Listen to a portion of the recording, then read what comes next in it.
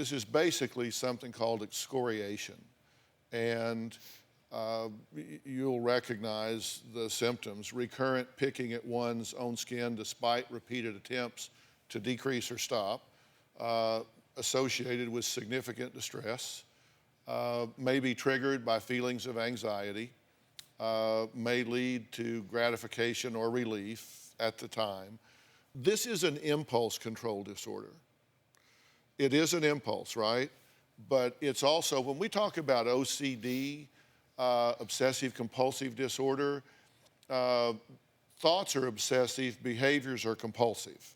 And this has features of both. And I'm not saying that you're OCD, not that that would be a terrible diagnosis or anything. I'm just not saying that you are. There are so many things that are rolled into this. Causation varies from case to case. It's unclear.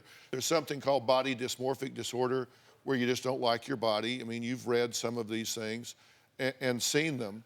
But what's behind this? And you know, when you examine this honestly, that this has to do with anxiety, and it has to do with self-esteem and being very fearful of adequacy, right?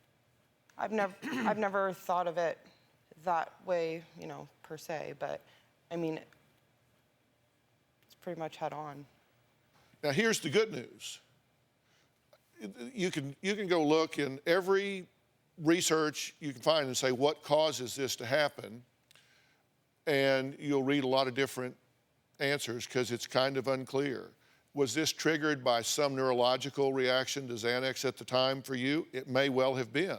Is this triggered by modeling on your sister's part? It may well be. I don't know. But what I do know is that you can treat the underlying causes. If the anxiety diminishes and you feel no need for the ritual, then it begins to lose its purpose. It's no longer effective, so you stop doing it. But if we just break the habit, it will come back.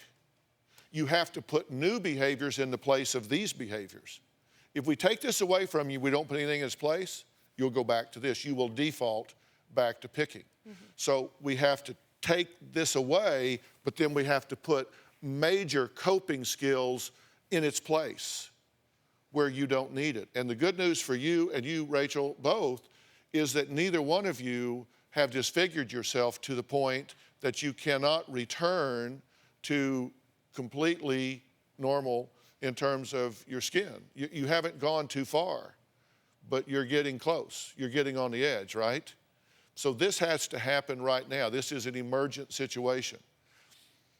So what I am going to do for both of you is get you in the hands of professionals that are going to work with you on this anxiety issue.